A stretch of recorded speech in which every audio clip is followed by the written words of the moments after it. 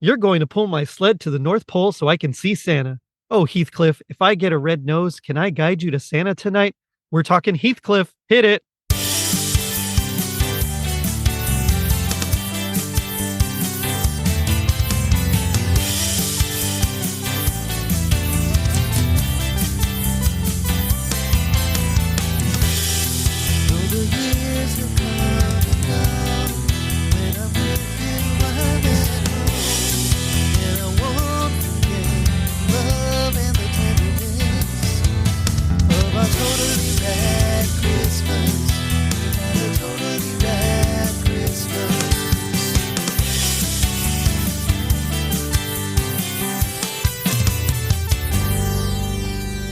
It was 1984.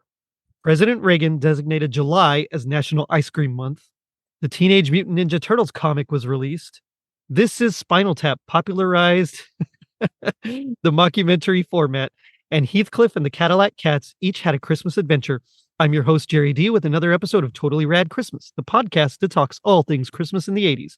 Toys, movies, specials, music, and fads. If it was gnarly during Christmas in the 80s, we got it covered.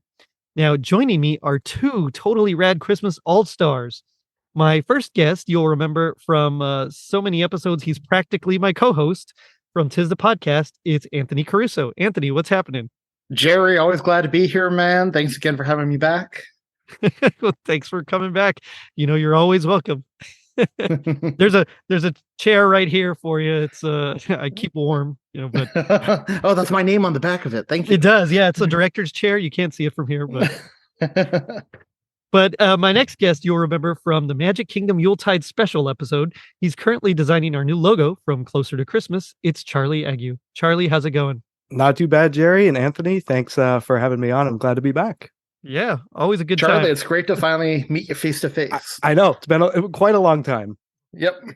That's how I felt for the longest time when with you, Anthony, you know, because we would on Reddit, I would respond and and you guys would call me like Davila or something. I was about to say back when you were Jerry Davila. It's, you know, it's hard to say. But before we get into it, guys, I want to hit you with my new segment. It's called Hit Me with the Toaster. So I'm going to ask you some questions and I want you to hit me with the very first answer you can think of. All right. Anthony, you've already kind of answered some of these. So, you know, just maybe mix it up a little bit, or you can answer with the same, whatever. It's just a chance for our listeners to get to know you a little bit better. All right. So what would you say is your favorite Christmas movie?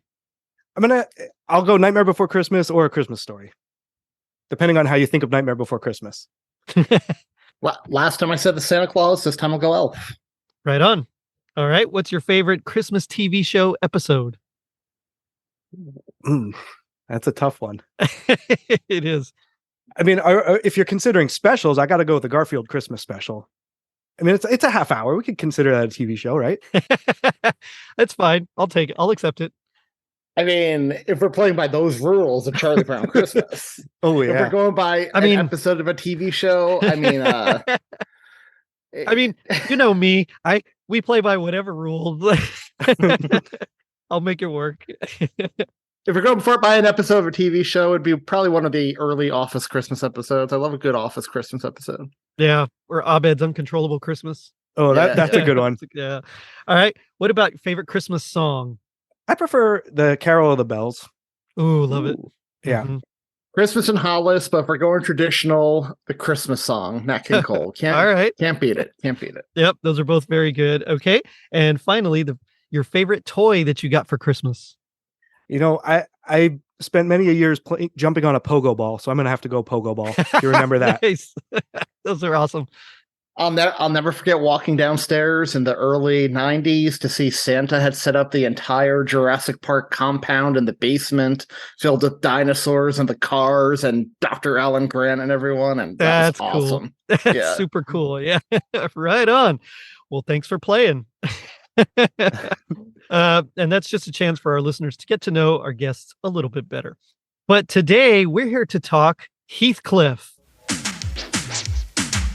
Heathcliff, no one should terrify their neighborhood, but Heathcliff just won't be undone, playing pranks on everyone. What do you guys remember about Heathcliff? Like, what's your history or experience with it? Well, when I was little, for some reason, I don't know why, me and my siblings, every time the Heathcliff theme song would come on, we would dash out of our bedrooms or whatever and just run around in circles. My mom was a bit confused why we would do it, but I don't know. It was just one of the catchiest theme songs in cartoon history. I enjoy that one a lot. Oh yeah, it's super catchy. It's like one of my favorites, I think. Yep.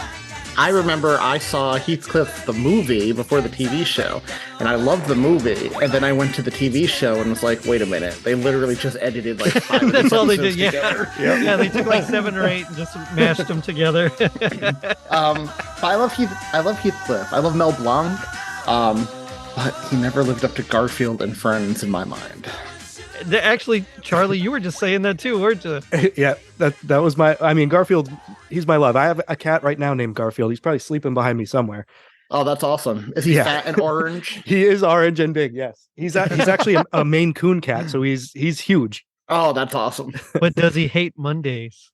Oh, doesn't everybody? I actually don't, because that's my only day off. Like during the season. So everybody's like, "Oh, Monday." I'm like, "Yes, Monday. I can just relax." No, I'm right there with you. The Heathcliff was one of those that I remember always on. Like it's just you could change the channel, especially Saturday mornings, and like, oh, Heathcliff's on. And then later on they would show it, like I think on Nickelodeon. Showed it for quite a bit, and I remember watching the reruns, like going to my grandma's house, my great grandma's house, and watching Heathcliff. And you're right, he never quite had that same oomph as Garfield, even though he actually was like earlier than Garfield. So Heathcliff was around since 73, while Garfield came in 76, and that was just locally. It wasn't dispersed nationally till 78. But like with Heathcliff, I kind of liked how mischievous he was. It's like he would just kind of poke the bear a little bit. He was not as lazy as Garfield. He was a lot more active. Yes, and he was kind of mean a little bit too. I mean, Garfield was too. I guess that's true. But cat's gonna cat, right? Yep.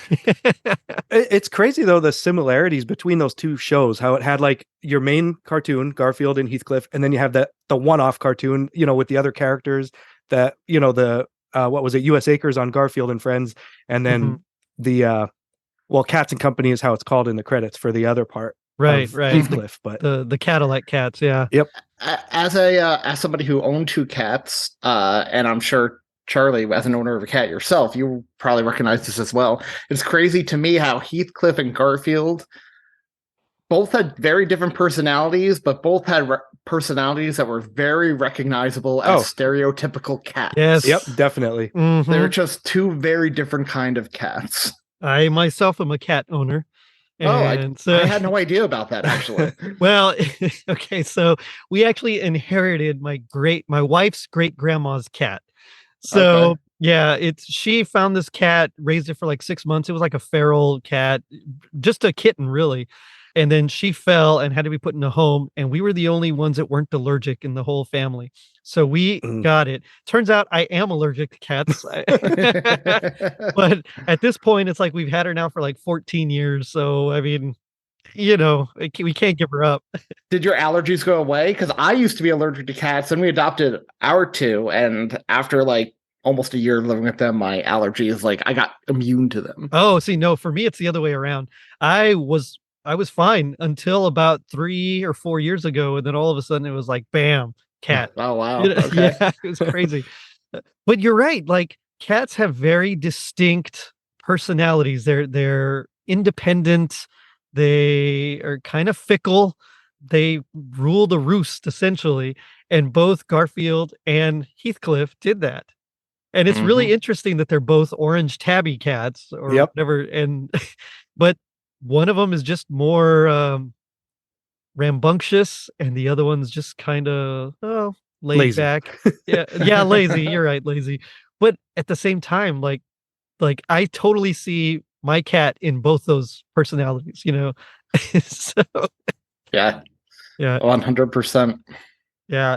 So okay, one thing that I didn't remember growing up was that there were actually 2 different Heathcliff cartoons. Did you know that? I did not know that. Yeah, so there was one in 1980 that was done by Ruby Spears, famously that offshoot of Hanna-Barbera. Mhm. And they did this one. It ran for a few years, and then they just discontinued it, and Deke picked it up. And this is the where we get that really cool theme song, the Heathcliff, Heathcliff, no one should, it was in the Deke version, the 1984 version. Mel Blanc was the only one that actually transitioned through both shows. And so we get him as the title character, which basically just sounds like his later years Bugs Bunny. Mm-hmm. Poor guy.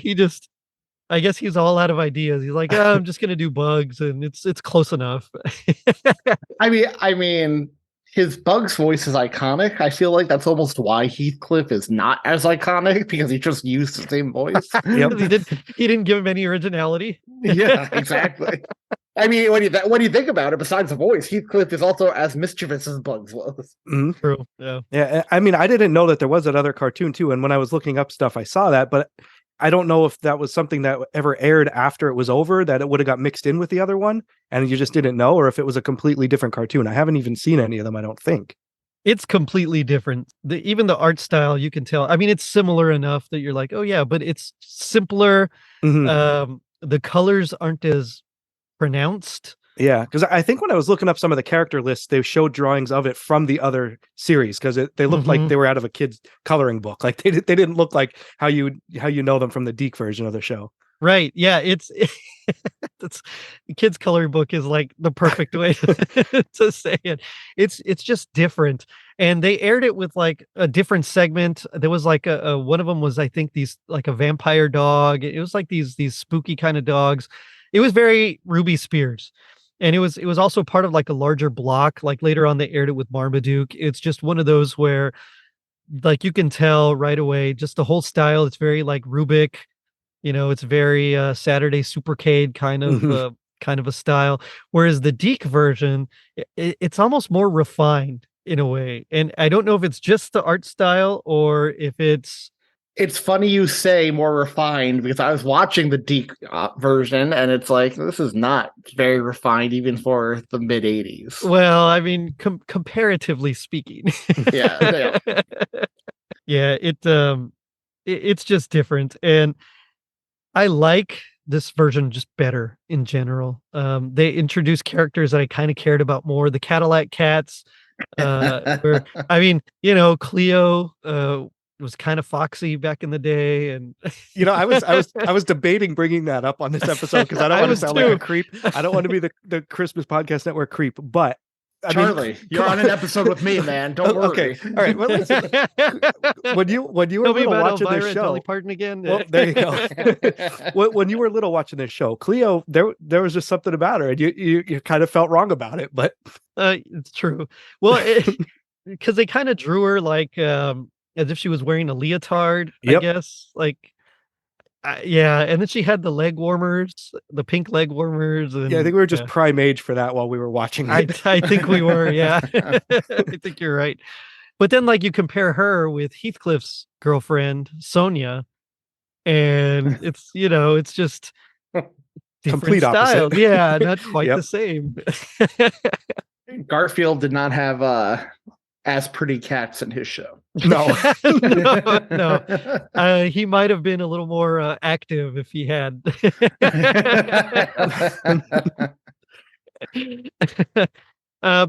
Of the two, did you prefer Heathcliff or did you prefer the Cadillac Cats version? Like, just in general.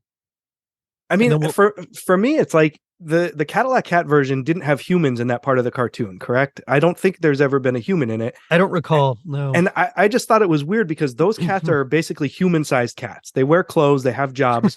And then the Heathcliff version of the portion of the cartoon, they're cats. Although there was some crossover. There was, sometimes the Cadillac Cats were in the Heathcliff, except for Riff Raff. I believe him or Cleo were not in Heathcliff at all. Right. It was just Mungo and Wadsworth and yep. Now I do recall though a couple times when they were in the Heathcliff portion, Hector was the leader of the group, not Riff Raff. And there was always kind of that like where Hector always wanted to be the leader. Mm-hmm. I think there was even a few episodes where he tried to like stage a coup and take over. And Well, the episode we watched today, he even brought it up when they first met. You know, he's Right. like, I'm number one cat. And they were kind of arguing back and forth then. which doesn't make any sense. Riff Raff is like Yeah. a third of his size. I mean, I always kind of liked Riff Raff's style, you know, with Oh, yeah.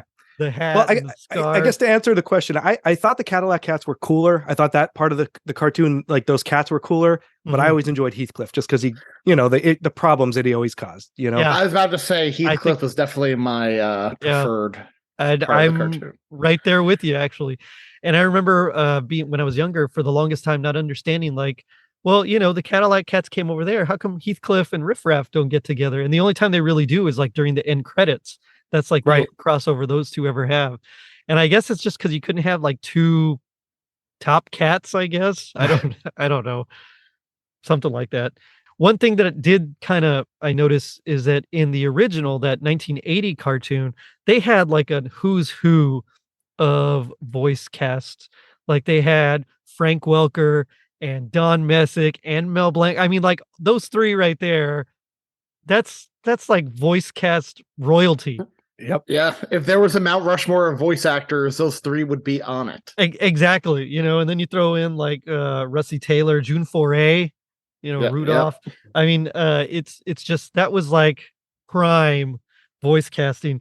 But then you get to the other Heathcliff, and it's not like they were nobodies. It's just they weren't quite as well known. So of course Mel Blanc was over. Donna Christie was there. She didn't really do a whole lot. She's done some stuff, but not like something that I'd be like, oh yeah, I know her exactly, you know. So it's just the voice cast was not quite as pristine and immaculate as the as that original version. But at the same time, I liked what they did better, like with the theme song. It's just Mhm. much better theme song. It And gets stuck in your head. It's like an earworm. it Oh, yeah. totally does. It totally does. It was written by Shuki Levy and Chaim Saban, so it's going to be a banger. Those guys wrote, you know, the Power Rangers theme. And one thing I've been trying for since I started the show, I've been trying to figure out how I'm going to cover Kid Video on this because there was no Christmas episodes of Kid Video. Do You are 100% wrong. I mean, nothing you've said has been right. y'all remember Kid Video? It sounds familiar, but do I can't not. picture it. So it was like a high school rock band that gets sucked into like cartoon world, essentially. It's like video world. And so they're cartoons, and there's like a little fairy that kind of hangs out with them. It's neither here nor there. It's just fun, but I couldn't figure out how. And I finally figured it out, and I'll, you know, when we get to it, I'll explain the connection. And I now know how I'm gonna cover it on the show, and I'm so excited. But let's go ahead and dive right in. I think so. There were two Christmas episodes. The first one we'll talk about is North Pole Cat. So this one actually featured Well, Heathcliff. Go ahead. can I ask you a quick question? Yeah, go 'Cause for when it. I was, you obviously sent us links to these episodes, but like doing research, were there one-off Heathcliff Christmas specials as well? I didn't see any. Maybe there were, but I didn't see any. Okay, maybe there were books then. There was a book. Yes. Okay. I know there was a Heathcliff Christmas book. Why? What did you find? It was like Heathcliff's Night Before Christmas. Oh, yes, that's a book. And there was another one, How Heathcliff Stole Christmas. That one I don't recall. Oh, whoops, never mind. I just clicked on that link. That's not a kid-friendly book. Let me say that right. Welcome to Totally Rad After Dark. Yeah, Heathcliff's Night Before Christmas is a book, and it is a children's book, but I don't own it yet, so I didn't want to talk about it. I figured I could say that for a sequel episode if I needed. Was that one of those like classic books from the 80s, like the little Mr. Men book size, like the little, about 4-inch by 4-inch square books? Or is that Something like like a that. full-size book? Yeah. No, I mean, it wasn't like a book, you know. It was Oh, like okay. Yeah, a because I had children's some book, yeah. Garfield and Heathcliff ones, but I don't think I have a Christmas one at all. I'm gonna I have to look. remember the Garfield Christmas comic. It was like the long book. Oh, and, yeah. that was Yeah. awesome. Yep. Yeah. Yep. That was super cool. I might have to do a Garfield follow-up. I think All you this may. Garfield talk just makes me want to go back and cover it. Oh, goodness. But so, okay, let's dive in. We'll talk about North Pole Cat first. This one stars Heathcliff, And the premise, I mean, it's like typical, just very, very typical cartoon movie of this era plot. Basically, if you want to nutshell it, some letters got returned, and Heathcliff has to go save Christmas by getting them to Santa on time. That's like the nutshell version. But we get a lot more weirdness. We get a lot of 80s weirdness in this. Oh yeah. I mean, that's my favorite part, all the 80s weirdness. And you're just like, what the? How did this even? You also get the stereotypical dumb dogs, just like Garfield always did. Mm-hmm. Which makes sense. I mean, again, you think about like dogs, and they're, they're just friendly and cuddly, and they just do whatever you ask them to. So, I mean, it makes sense. But yeah. Well, Spike is Heathcliff's like main nemesis, right? Yep. Mm-hmm. And I believe Spike is owned by the local bully who kind of picks on Iggy, which is Heathcliff's sort of owner. Justice for bulldogs. Justice for bulldogs. In this case, probably yes, because Heathcliff really makes him his his punching reindeer. bag. His reindeer. He does make him yeah. His reindeer. Yes. Yep. So the air date on this one was December 26th, the day after Christmas. I don't know if you saw that. It kind of bothers me to have a Christmas special come out the day after, but I guess if that's when it aired, like during the week, if that's the day it came out, at least that's what I saw. But I've seen different things. I don't really know, because it seems like depending on which site you look at, no one can, I mean, it's like just a completely different, because if you look at Wikipedia, they have it as September 30th, which is very off of December 26th. I have no idea which one it actually is. Yeah. When I was looking it up, the one part I saw it was the very last episode of Heathcliff as well. So that would have been like Heathcliff's last appearance was a Christmas episode. So that's a nice way to go out if you have to. Hey, that's how I. That's a very British way to go out. They usually have the Christmas finales of their. Oh shows. yeah, that's true. Yeah, because then if you look at IMDb, it says December 26th. Mm-hmm. I wonder if one of them is production order, one of them's air date order. Oh, it could be. Maybe. Yeah, I don't know. It could be. What did y'all think of the look of Santa in this special? Better than the elves. Oh, that's true. That's true. Well, the way the elves look, it kind of threw me off that he wasn't the same skin tone color as the elves, but yeah, the elves, they were like, they're that color blue that like Malekith is from Marvel Comics, so they're like dark elves from like Sparta. Oh my gosh, yes. which explains why the guy goes crazy and wants to be evil. What's his name? Tuck. Yep. Yeah, this. Let me tell you something, and not to give away my gag with a spoon moment, but that mailman sounded like a Rankin Bass character. Yeah, I totally get it. So, okay, Heathcliff is essentially, bullying Spike. Spike is being trained up in the wrong way by his owner, and so Heathcliff decides to do something about it because Spike goes after the mailman. No!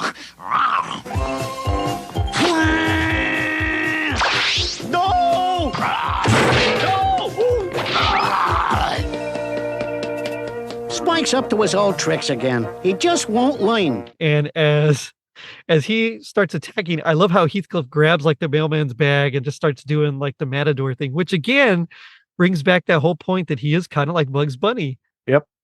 Yeah. So anyway, eventually it's revealed by this mailman that yours and Iggy's letters to Santa were returned too. That's the 10th one today.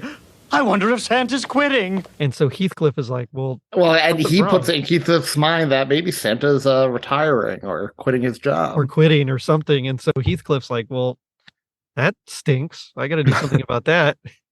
And I like how he just basically tells Spike, like, yeah, you're coming with me. Yep. Now, when Heathcliff says that he's going to go do something about it and he runs to his house, I don't know if you paid attention to the music that was playing at that point. It threw me off. It kind of sounded like music you would see on like a generic video game, like what was that one? Bugsy, with that little cat thing that just always said one line. Like it had a very video game quality to the music. It didn't seem to fit in with what I remember Heathcliff cartoons sounding like, but Well, later on, we're going to hear some other music coming out of a radio that's really interesting. But yeah, I mean, it was kind of all over the place, I think, in general. I didn't really pay particular attention to that part, but I do love how he basically like makes his sled and he tells Spike, like, yeah, you're going to pull me all the way to the North Pole. And he just gets a red nose out of nowhere and just like puts it on Spike. Must have been Red Nose Day. His red nose day. Yeah. And that's when Spike kind of half sings. Oh, Heathcliff, if I get a red nose, can I guide you to Santa tonight? And Spike doesn't even put up a fight. No, he just goes with it. Well, he's a dog, man. He's like Yeah, Odie, but he's Odie. not like yeah, I was about to say he's not like Odie who just thinks Garfield is his best friend. Yeah, I don't know why Spike just agrees out of nowhere, but he does. If I had to posit a guess, let's roll out that conspiracy theory board. If I had to posit a guess, it's because he knows his letter is going to get returned too. So it's a more selfish reasoning than anything. Well, and I think Garfield. Sorry. I think Heathcliff even says something like, well, we haven't been that great this year. Maybe this could be our chance to do better. Yeah. Yeah. So maybe he put that in Spike's head. I don't know. Did it bother anyone else that when they went up to the North Pole, Heathcliff remained naked while Spike really bundled up in a big old puffy yellow jacket? Jacket. He had earmuffs on and everything too, right? Yeah. Yeah. It didn't really bother me, but at the same time, I did think it was weird. Just like, huh. Okay. I mean, he's a bigger dude. You would think he'd have more body heat. I don't know. Maybe Heathcliff's got some sort of like powers, like fire powers. Maybe that's I mean, because we see him build a snow castle and some snowballs in no time. Yep. Did that part of the cartoon remind you of anything else? Like there was one of those Disney, the Donald Duck cartoons from the 1940s with him, Huey, Dewey, and Louie, where they built castles and they were throwing snowballs at each other. They looked exactly the same, like with the castle tops and everything. I got such a Disney vibe from that part. And all I was thinking of was Elf when they're building the snowball fight, and he just gets them real fast. Because as they're on their way, they find the North Pole, which they completely find by accident. And it was an odd-looking pole. It was almost like an obelisk. Did y'all notice that? It was like an ice obelisk. I have that on my notes because it brought up a point when I was watching this. I asked my wife, when you were little, like, what did you imagine the North Pole to look like? And she said nothing. She just figured it was like the place. But in my head, like as a kid, I always imagined it being like the barbershop pole, like a candy cane stripe like pole with a gold ball on the top. You know, that's the North Pole. That's what I thought. But yeah, in this one, it was just a chunk of ice coming out of the ground, and I wasn't a fan. Yeah. It was strange design, but then they're like attacked essentially by Tuck, because Tuck, it turns out Tuck was an elf, one of Santa's elves that was returning letters, and is fired by like that head elf because of his, like, he takes apart a doll, he sends the letters back. He's just like trying to be mean and nasty, and he had like one of those Harpo Marx like bicycle horns, you know. I hated the horns. Like, what's going on, Tuck? What are you doing? It's like if the voice wasn't annoying enough, then he has to honk after every time he zings you, you know? Stupid ugly doll. They dump toys every year. Yeah, wish I had a real job. Yeah, because he's voiced by Buster Bunny, Charlie Adler. And like as soon as he spoke, I was like, well, that's Charlie Adler there. I mean, of course.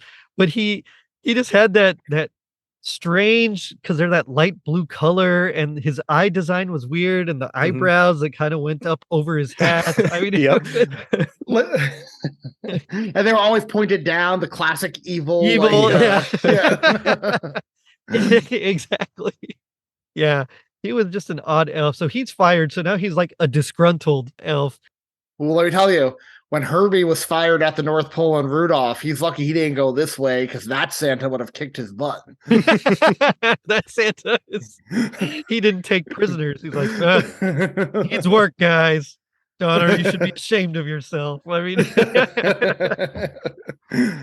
Huck, what do I hear you're doing now? Just beats the stuffings out of him. But yeah, he like attacks them with what is it, a giant snowball or chases them around immediately just goes to try to kill them as soon as they show up to the North Pole. Yeah, it's crazy. Well, and then they have like a big snowball fight. And I like how Heathcliff immediately builds a catapult, builds an entire castle and catapult. And he just launches this thing at him, and it's like, oh. What struck me during this half of the episode, because obviously, like a lot of cartoons in the 80s and 90s, was split into 2 segments. Right. Was how many misadventures Heathcliff actually got into during 11 minutes. Right. I mean, it's a whole thing. It's like, not only does he have to go back to the North Pole, then there's the mid fight that he's got to, the midpoint boss that he's got to overcome. And then he has to go actually finish his first quest, after he's done with the side quest. Mm-hmm. But yeah, it's always like that. It's all these 11 minutes and he's harassing the fish guys or, whatever it is. It's just all these different things. And like, yeah, I don't know how he does it, but he does it. Oh, okay. Speaking of how he does it, how does he get from Westminster all the way to the North Pole just on sled? Yeah, good question. I mean, it's a cutscene. That's how. Cartoon logic. Cartoon logic. He traveled by map. When they got to the North Pole, though, like, how did you feel about the way Santa's workshop looked? To me, it was very Whoville. It was weird. It was like... I thought it was very cold looking. I like to imagine Santa's workshop a lot warmer. Right, or decorated with Christmas lights or something. Yeah. These just look like birdhouses, like made out of gourds hanging up in the mountaintop or something. Like, it was very weird. Yeah, there was a toy, and I can't remember the name, and I've been trying to figure it out all day long, and I haven't been able to come up with it. But there was a toy that looked like these kind of round structures that you could like stack and do different things with, and I couldn't figure out the name of the toy to tell you, what to look up. But it was just, they were like these round, just kind of almost spherical, like monolith, like dome monolith kind of things. And then just stacked on top of each other. It was a really weird design. Yeah. Which kind of makes me think it was based on Marvel Comics Malekith. So Tuck the Accursed confesses to them because as they're going, as Heathcliff is having this battle, we get Spike almost attacked by a polar bear. And so in a roundabout way, Heathcliff kind of saves him and gets Tuck all in one big snowball, and it rolls into a cave, and the bear's going to get him, and Tuck runs out and he's like, save me. And Heathcliff throws I think another snowball and chucks a snowball and makes them stalactites fall down, creating like an ice cage essentially for this polar bear. And so that's where he confesses that, I'm sorry, guys. I'm going through a difficult time right now, trying to figure out if I should be a good elf or a bad one. What have you decided? Being bad means being cold, hungry, and out of work. Hopefully Santa will take me home. Santa threw you out? Yeah. I returned all those kids' letters they sent to him. That's why we came up here, to find out what was going on and to give these back to Santa. I think I can arrange a meeting. Follow me. It's just a weird thing. All of a sudden from, I hate everybody to, yeah, man, living on the street sucks. Yep. But then when he goes back into the workshop, and the we'll call him the head elf, the one that looks like Mac tonight with his moon-shaped head, where he's just like, tough out there, huh? Like right away, just I knew you couldn't make it. Yeah, basically that's what he tells him. Yeah.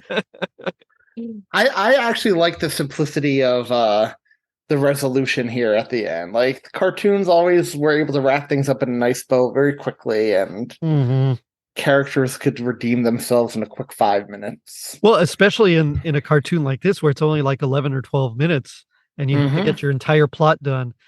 And so the head, elf foreman or the head elf or whatever we're calling him is like, well, I can't hire you back. That's not up to me.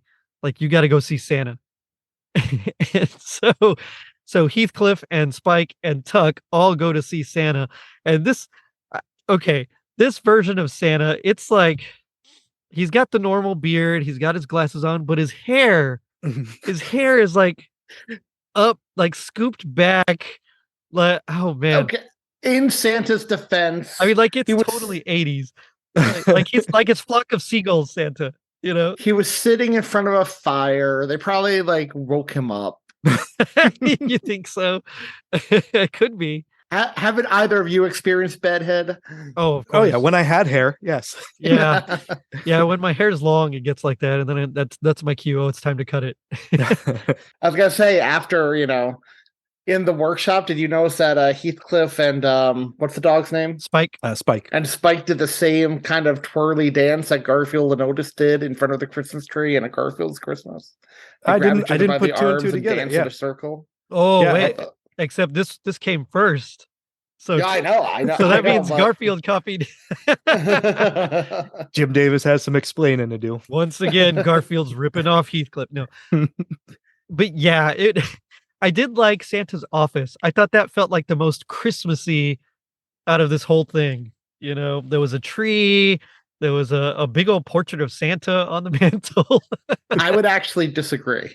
Really? That felt the most Christmassy of this whole thing. The most Christmassy for me is when Heathcliff and Spike are flying back in Santa's sleigh. Like I love the could see sequence that. of they're Yeah. flying in the sleigh. Yeah. Yeah.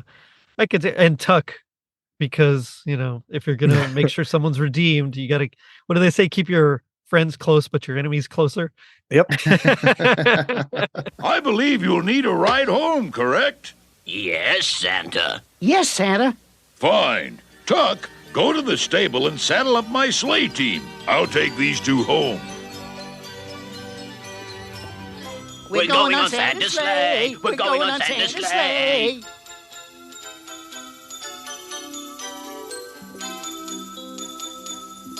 Tuck, would you like to come along for the ride? Hooray! Did you get a good look at Santa's reindeer that were pulling the sleigh though? There were only two of them. There were only two. Yeah, I noticed and that. they looked a lot like the camels from the California Raisin, the Christmas special. Like the way their necks like scooped down, like they were very Whoville to me. Like a lot of the stuff looked like it could have been right out of a Dr. Seuss book. I get that. And I totally could see how you'd say that about the North Pole structure, the building. It definitely had that. I mean, Seuss architecture is very curve based, gravity defying. And that's pretty much how this was, just balanced on like this lonely ledge on a cliff or something is this Santa's workshop. I don't know. When I was watching this, I did have the question I wanted to ask you guys here. How do you prefer Santa's elves? They've been portrayed so many different ways across all media, from normal size to short, humans to like creature-looking things. When you think of Santa's elves, what do you think of? Oh, I think like my view on elves are basically from Prep and Landing. Like that's my ideal looking elf. I love the way they look. I love the stuff that they do. Like that. If I had to pick my favorite elf type, I would go with Prep and Landing elves. Charlie, you just went up in my book 100% because that special does not get enough love, and that special seems so Christmassy. Oh, I love it. Yeah, but that would be second to the Rudolph. I was gonna say that's I'm a For Rankin me. Bass guy. It's always Rankin Bass elves. That's like elves. But which elves? Because we know the continuity was all messed up.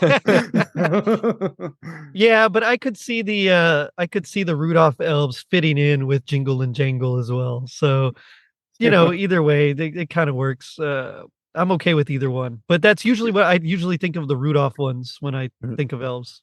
And I would say that's probably the most popular, just because when you think of that, that's how Elf popularized it too in the 2000s in live action. They literally built that Rudolph set just about in live action. Right. I mean, it's very much like The Hobbit. Like I could see, if you were to do live action, it would be like just Lord of the Rings style. They're just forced perspective like Elf did, but just give them the costumes from and the ears from the first Rankin Bass. And if you want to hear how Rankin Bass could be live action and go check out in Patreon. one continuity, go check out the episode me, Jerry, and Tom did where we plotted that whole thing out. Yeah, we did. Cast it. But they were all of them deceived.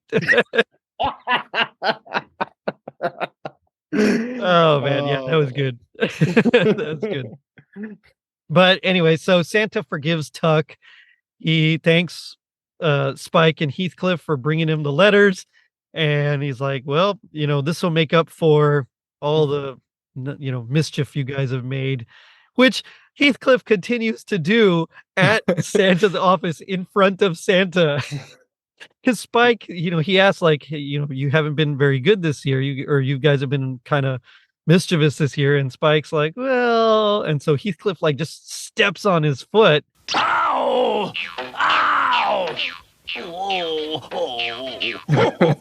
And Santa just laughs. He does it twice. It was crazy. Yep. I like that though. Santa always has a mischievous streak in my mind. He is a little mischievous. There's a twinkle in his eye.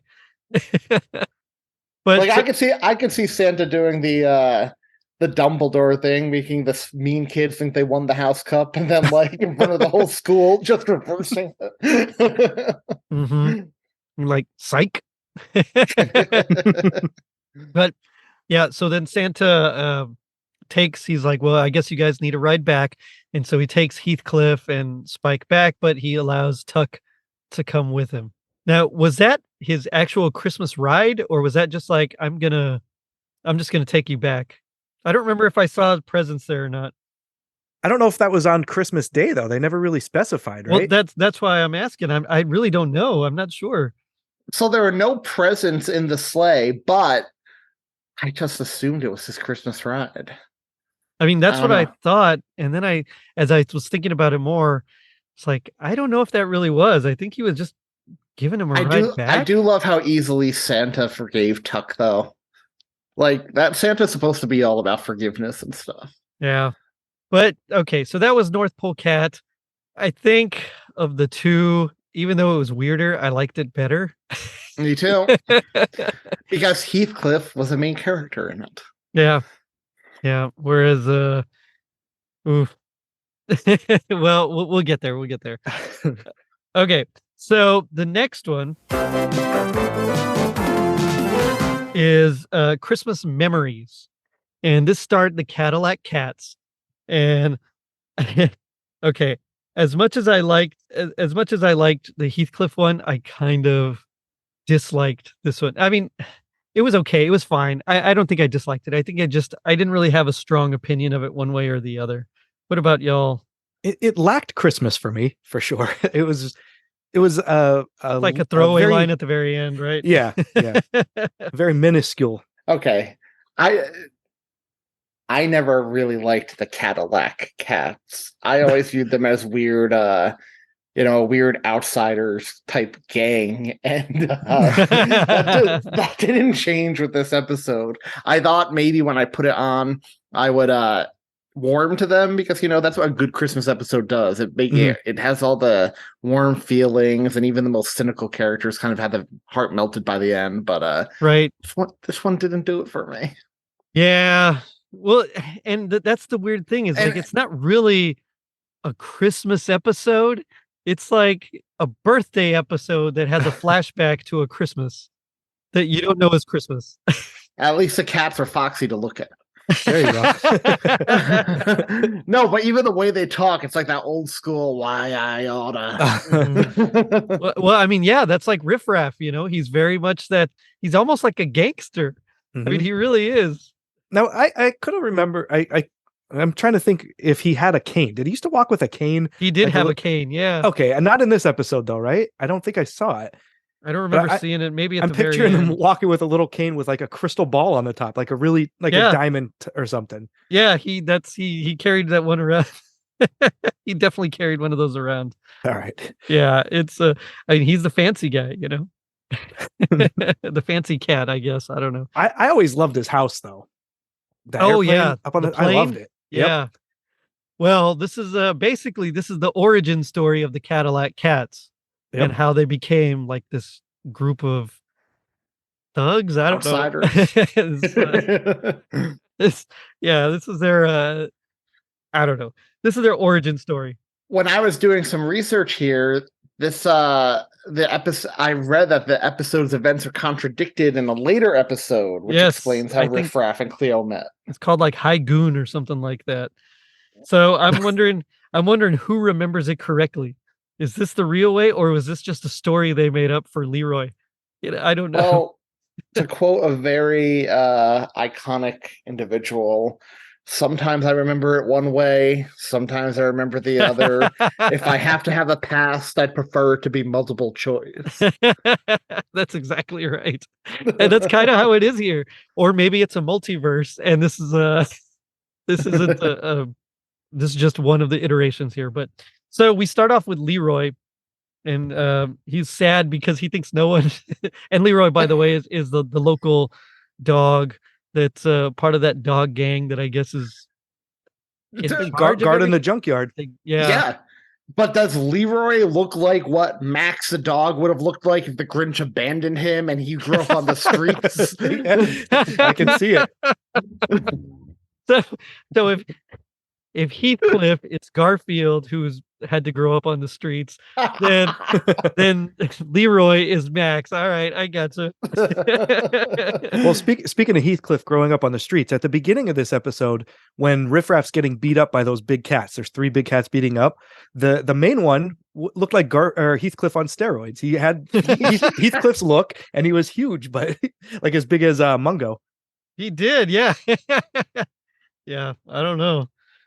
But yeah, so Leroy is all bummed that everyone's forgotten his birthday, and then all of a sudden, like a big old package just is thrown in front of him, and which he opens up, and yeah, it's just a big old ham hock, this big old thing of ham, and he like just immediately starts licking it and trying to eat it, and it just starts being pulled away because it turns out it was all an elaborate ruse to get him to come to the junkyard where the Cadillac Cats are actually throwing him a surprise party.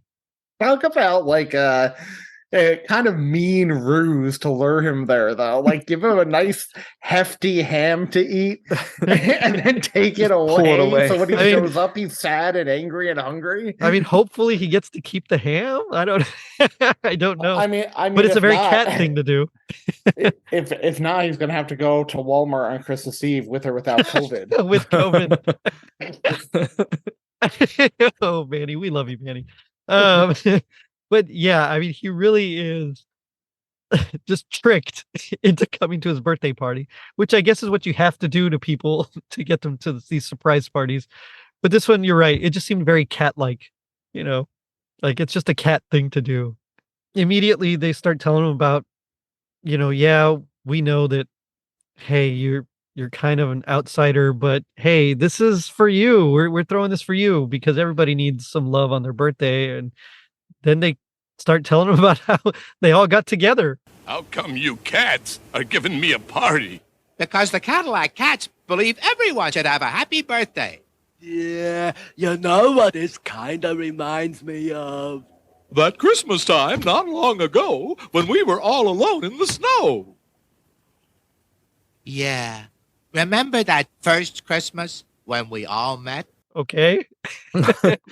Well, I think first when he got pulled over to the surprise party, when they like showed the area where it was, in my head, like the first time I saw it, it looked like a manger scene to me, just because of the way it was all set up. And then they all popped out of the garbage cans, but it had a manger scene look to me. No, I got that vibe too. Yeah.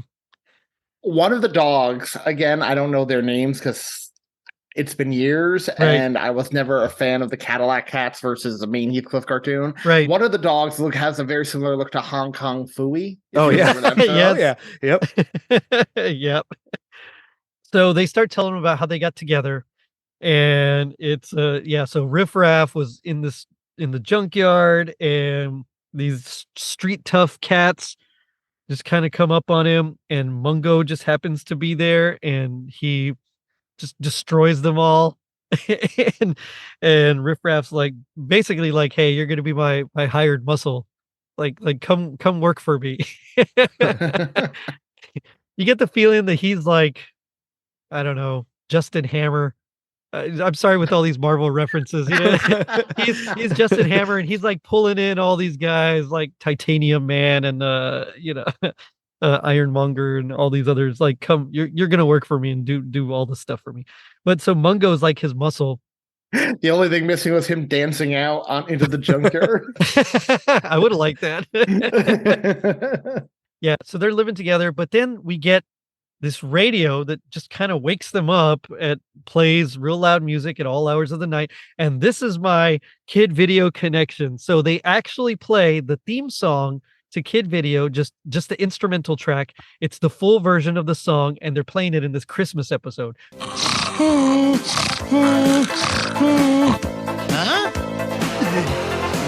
We got company, Mr. Riffraff, sir. I can't stand it! Come on! Boom, nailed it. The radio made me so nostalgic. I love those old school looking Those old radios. Oh, yeah. Yeah. Oh yeah, you don't get radios like that anymore. No, just like that. Just like my parents love that old like cassette Wi-Fi, cassette hi-fi system. Like Heck yeah. yeah. My parents still have that. They still have all their old Christmas tapes. They'll break out Christmas sometimes. I'm like, there's something about the skippy tape and the static. Perfect. Yeah, my dad's setup is still in the house. I think it's a Moran's is the brand name. It's all stacked up, silver, big knobs. Nice. That's what she said. Yeah. It was like in 91 when my parents finally got rid of their deck and they got a Bose system. It was just like a little tabletop thing, only like this big. And that's what they still use to this day. That's awesome. So we'll break out the Time Life tapes and we'll put it in, and that's our Christmas entertainment right there. But Riff Raff just can't take it anymore. So he goes to like confront Wadsworth, and while he's doing that, we get Hector driving up like in the Cadillac essentially, and this is where we kind of get like a little squabble between them all until Cleo shows up. But basically they're like, no, this is my turf and my territory, my stuff, and I want to move in on your stuff and whatever. And until Cleo like comes and carrying her little package. So did you think anything weird about the way she was bringing that package in there when she was carrying it? If you looked at the way the package was, and this is going for totally right after dark here, but go back and watch that part. She's carrying it in around like chest level, and it's wrapped in a certain way where there's like two bulges on the sides. So go back and watch it and think of that when you're looking at it. There is a nip in the air though. Anyway, she drops it, and Riff Raff is all kind of enamored with her, and he goes to pick it up, but Hector beats him to it, and then they get in a fight until we get the dogs, the group of junkyard dogs you were talking about, which I also can't remember their name, and quite frankly, I didn't care to look him up that much, so I didn't. Kong Fooey. That's what he looked like. But it's also kind of weird because he's got like the little hat, and he's like all buff. So the hats actually reminded me of A Christmas Story. Oh yeah, I could see that. The ones the bullies wear. Yeah, especially the little toad-faced kid. Well, he's got his pants, but like no shirt on. You know. Yep. So he gives off like a very like the German, the Nazi from Indiana Jones, where where he's fighting him in front of the plane. you know, like I got that vibe, like the big muscular. I do not try to dive deep into the logic when it comes to cartoon animals and clothing and whether they walk on 2 feet or 4, because none of it makes sense. And if I fall down that rabbit hole, I'll be up all night like the conspiracy drawing that Charlie did will come true. But okay, I don't remember. How do they get rid of the dogs again? I believe Cleo runs to, well, she says her home, the record store. I believe they run in there. Mm-hmm. But I can't remember if they ran in there and the dogs just kept running somewhere else. Oh, I think you're right. I think because she kicks over some trash cans, I think, or like some stacked trash cans, and causes like a little mini trash can avalanche.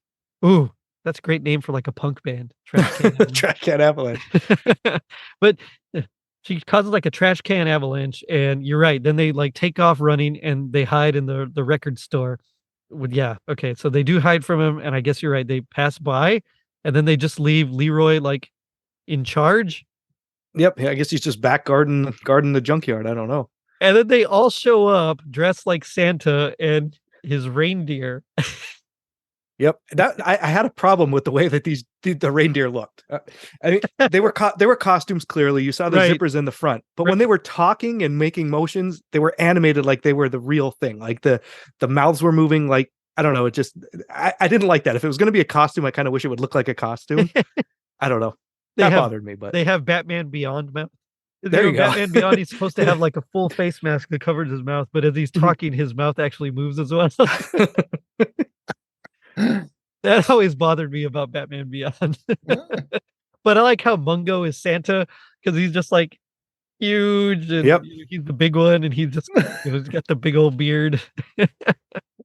Everyone knows you always cast the biggest person as Santa. Yep. Well, it worked here. His stupidity almost ruined the plan, though. When Cleo said about Santa being here, because then he was like, "Wait, Where? Santa's here?" Yeah. Hello, nice guard. Santa has a present just for you. Yeah, he does. Oh boy, is Santa here? You gotta love Mungo. But they successfully trick Leroy, and they're able to kind of ditch him and make their way to a huge snowball because again, it's a Christmas episode. You got to have a giant snowball, and they run him over with it basically. And then they escape in the caddy, I think, right? Oh yeah, because Cleo's in the driver's seat. Yep. Right. Yep. And then he gets frozen, like as they're doing the spinning the wheels, it kicks up enough snow to cover him, and he's basically iced. with that nice little sound when it turns to ice, it just turns to a clear chunk of ice, and it gives that zing. Yeah. Oh, definitely. But they can't kill. They can't like literally just freeze this dog. They can't Futurama him, so they gotta they gotta like melt him with this heater. And so they thaw him out and warm him up, and that's how they discover their name. They're like, oh, we work great as a team. Like we should be a gang. Yeah, see, let's be a gang. When you're a jet all the way. When you're a cat. Yeah. When you're a cat. But so she's like, yeah, the Cadillac Cats. And it's like, oh, I love it. And on Christmas Eve. That's like our one throwaway line, Yep. Just to remind you, this is a Christmas episode. It's a Christmas episode. And so Riff Raff's like, you know what? You guys That's enough for Todd. That's enough for Todd. It's enough for me too on my show. I mean, not me personally, but for here, oh yeah. I'll take it. I play by Todd rules. But yeah, so like he's like, all right, you know what? You guys can have the car. You called dibs, it's no big deal. I want that plane. Yep. And that's like how he gets his pad up in the plane. Then we also get Cleo giving him a little kiss and basically telling him she's into him, and like, oh shucks. And then it cuts back to modern day, and they got Spike one of his caps, like the one he lost years before. It's like a sailor cap, but it had crossbones on it or something. Yeah, right? Yeah, like literally crossed bones, like a dog bone, but two of them like an X. Yeah, it's like an captain's hat or an admiral's hat or something. Yeah. Well, I was going to bring it up before when we were talking about Cleo running into the music store. You know that dog that sits outside the music store that has the hair that covers his eyes, so he's basically blind. Oh, uh-huh. That dog's name is Bush, but the person that does the voice for him was also the person that does the live action Luigi in the Super Mario Brothers Super Show. Oh, nice. Danny Wells. Danny Wells, yeah. Yep. That's funny though. He didn't sound very Italian. But no. Cultural appropriation, man. Shut up in your face. Shut up in your face. Yeah. This is, I mean, of the two, the Heathcliff one is better. I think it's overall just a better structured episode. I dug it more. And it had Heathcliff. With, in my opinion, better characters I cared about more. Yeah, right. For sure. And 90% more Christmas. You had Santa in it, the North Pole. The other one, you got the mention of Christmas Eve. That was it. Right. And Mungo dressed up as Santa. Yep. So not even the real Santa. That's true. Yeah. So we had fake Santa and fake reindeer. Yeah. But it does make me wonder, what would you guys say would be your happiest memory or moment with Heathcliff? I'm going to go back to the time with me and my siblings when we were younger, just hearing the theme song and just getting us, pumped up and running around the house like a bunch of idiots. Yep. I'm gonna go. My parents had a Heathcliff ornament on their Christmas tree that they no longer have. But while we were talking, I Googled it and I just found it for $36. So I may order it for myself. Nice. You're like, and bought. I mean, in terms of the memory, like there were certain ornaments me and my sister always quote unquote fought over to put on the tree. Same. And that was one of them. So I don't recall too much Heathcliff merchandise, to be honest. I'm gonna have to look up the ornaments because I have Garfield ornaments from when I was little, like a 1985 one. I've been hanging in the same spot on my Christmas tree ever since I was a little kid. Still goes in the same spot to this day. But Heathcliff merchandise, you didn't see Heathcliff hanging in car windows on the sides, none of that kind of stuff. Right. And I wonder if you that was still like see Garfield in car windows. Yep. Totally. And I wonder if that was like its big downfall. Like maybe they just didn't promote it or brand it correctly. I mean, but then again, it had like 2 cartoons. So I don't know. Maybe it just didn't have, there's something missing, I think. Yeah. You know what was weird about that though? Like, even with Garfield, like giving that Garfield is still very popular and you still see him hanging on cars and stuff. It's so weird Hallmark doesn't make ornaments of him anymore. Yep, exactly. And I wonder if it's just like a rights thing. Maybe they don't want to, maybe the royalties and rights and all that. I mean, I got to be honest with you, though, the way Garfield went and how he's animated now, computerized, I hate it. I don't like it at all. The new look of him. Yeah. I am excited for the new animated movie, though, even though a certain somebody is cast to voice him. Oh, yeah. I forgot about that. I mean, what are you going to do? I mean, why did they get Bill Murray again? there. Yeah, I don't know. He might have been too expensive. Bill Murray may have been too expensive. I mean, whatever. I'm excited for Mario despite Chris Pratt doing the voice, so I'll be excited if Garfield looks half as good when we see a trailer. Yeah. I am excited for okay.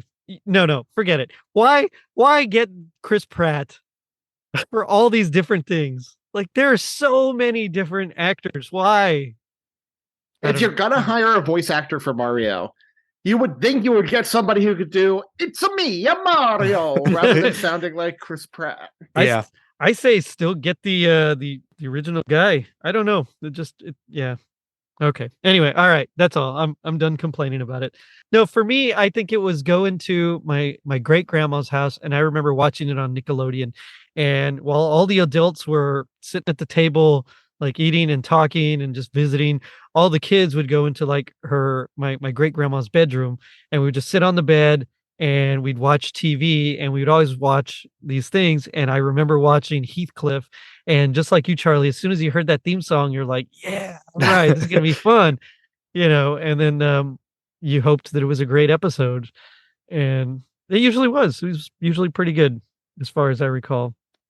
But now we come to my favorite part of the show, which is a little bit I like to call Gag Me with the Spoon. So this is where we do our best impression of our least favorite part of Heathcliff. And as a guest, I'll let you go first, just kind of set up the scene for us. You could go first, Anthony. I have a couple just in case. I don't want to step on any toes.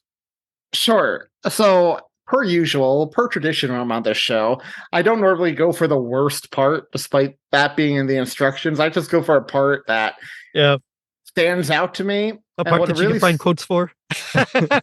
I'm just kidding. And that was hard for this one. You had to write it down. I know. I know. I'm bummed. I did the same. And what stood out for me the most was the mailman. The mailman sounded like your typical Rankin Bass character when he was explaining to Heathcliff what was going on with the letters. And he was like, "Here's your mail. How about that? Yours and Iggy's letters to Santa got returned too. That's the 10th one today. I wonder if Santa's quitting." Yeah, that's very Rankin Bass.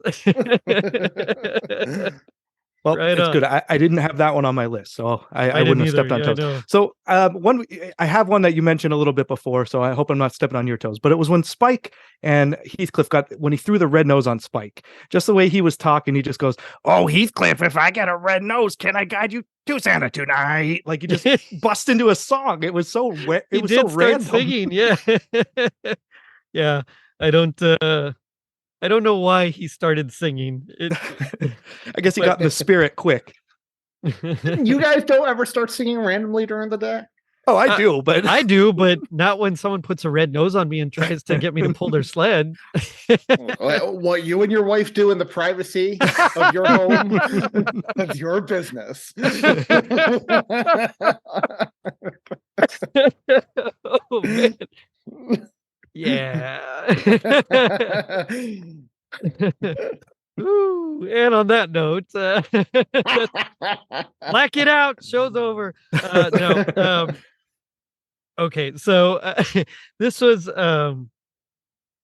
yeah. Okay, so those are both very good. This is where it was in Christmas Memories, and it was after Leroy has been frozen, and they thaw him out, and while he's frozen, Cleo is talking to Riff Raff, and she's like, "I'm glad you're safe," and he says, "You are? I mean, so am I." And I was like, "What? Like, come on, guy! Like, just yeah." I don't know. It's just dumb. I just thought it was dumb. As Julie would say, so dumb. So dumb. Just dumb. So dumb. But but you know, G.I. Joe taught us that knowing is half the battle. What do you guys think the other half is? If you want to profit off your cartoon of a fat orange cat, you better have Jim Davis there to draw it and promote it. I agree with that one. Yeah. Yes, it's true. I just said it. Don't rip any dolls' heads off, or you're going to get fired from the North Pole immediately. That's true. Yeah. Yeah, those are both better than mine. I said, so if knowing's half the battle, the other half is just building an ice castle ridiculously quickly. I guess so, right? But before we end, I have a new bit that I'm trying out. So I sent you guys a PDF. I emailed it to y'all. I want you guys to open it because we're going to end this with a little something different. It's a segment that I'm doing sporadically throughout season 4 called Shall We Play a Game? Shall we play a game? Did you call it Shall We Play a Game because you didn't want to sound like Billy the Puppet? Do you want to play a game? No, I called it Shall We Play a Game because that's what the computer says in war games. Oh, there you go. Yeah. So, all right. I asked an AI, and that's why I called it Shall We Play a Game? I asked an AI to write a script for us three doing an episode on Heathcliff for the Totally Rad Christmas podcast, and this is what came out. I haven't looked at it except to highlight your names in a different color so it's easier to read, and we're gonna try to read through this and see what happens. So, all right, starts off. Jerry D, Anthony from Tis the Podcast, and Charlie from Closer to Christmas are sitting around a table, microphones in front of them. The Totally Rad Christmas podcast theme music plays in the background. Welcome, everyone, to another episode of Totally Rad Christmas. I'm your host, Jerry D, and I'm here with Anthony from Tis the Podcast and Charlie from Closer to Christmas. Guys, how's it going? It's going great, Jerry. Excited to be here and talk about some classic 80s Christmas cartoons. Absolutely. Jerry, I'm really looking forward to it. We're going to be talking about the Christmas episodes of the 1984 Heathcliff cartoon. Oh, man. I love Heathcliff. That show is so rad. Yeah, it's definitely a classic. I remember watching it when I was a kid. Yeah, the show is definitely hilarious. But what about the Christmas episodes? Did they live up to the hype? You know, I think so, Jerry. There's a Christmas episode called Heathcliff's Christmas Surprise, and it was all about Heathcliff trying to find the perfect Christmas present for his girlfriend, Sonia. That's right. That's right. And of course, being Heathcliff, he gets into all sorts of shenanigans trying to find that perfect gift. There was also North Pole Cat. In this episode, Heathcliff gets stranded at the North Pole and has to find his way back home in time for Christmas. Wait, what? How did he get stranded at the North Pole? I think we're not supposed to think too hard about that, Anthony. Yeah, it's just one of those wacky cartoon things. Anyway, Heathcliff ends up getting, whoa, that's crazy, getting a ride back home with Santa Claus himself. Santa Claus, that's so cool. Yeah, he even helps Heathcliff foil a couple of catnappers who are trying to steal all the presents. That's right. And in the end, Heathcliff makes it home just in time for Christmas. Oh, that's such a heartwarming story. Yeah, because nothing says heartwarming like catnappers and Santa Claus. Well, the second Christmas episode of Heathcliff is called A Cat Family Christmas. In this episode, Heathcliff and his family are trying to have a peaceful Christmas at home, but they keep getting interrupted by their crazy cat neighbors. Oh, man. I remember that episode. It was hilarious. Yeah, the cat neighbors were also wacky and over the top. At one point, they all start singing Christmas carols together, but they all sing different songs at the same time. That's so chaotic. I love it. Yeah, it's like a cat version of the 12 Days of Christmas. Exactly. And in the end, Heathcliff and his family do manage to have a nice Christmas together. That's the best part of any Christmas story, when everyone comes together to enjoy the holiday. Yeah, and it's especially nice when it's a bunch of cats doing it. Oh, that's sweet. But what about the other Christmas episode? That one was called Heathcliff's Winter Carnival, and it was all about Heathcliff and the gang trying to save their local carnival from being shut down. Right. I would have rather seen that. And of course, they have to put on a big Christmas show to save the carnival. Sounds like a fun episode. It was, Jerry. There were all sorts of crazy hijinks, like Heathcliff trying to ski down a hill on a garbage can. And the show ends with a big musical number that's just pure 80s cheese. Well, it sounds like the Heathcliff Christmas episodes were definitely worth watching. Absolutely, Jerry. If you haven't seen them yet, you're missing out on some classic 80s cartoon goodness. And you can never go wrong with a little bit of Heathcliff humor. Well, there you have it, folks. The Heathcliff Christmas episodes are a must-watch this holiday season. Thanks for tuning in to Totally Rad Christmas, and we'll catch you next time. Totally Rad Christmas podcast theme music plays as the episode ends. That was a bit insane. Although they did get the ending of North Pole Cat right, so that's true. there was that at least. Yeah, that was interesting. They were just pulling all sorts of things out of thin air. gotta love AI. Oh yeah. Oh yeah. Well, you just did an episode on AI as well, didn't you, Charlie? Yep. I just a little St. Patrick's Day.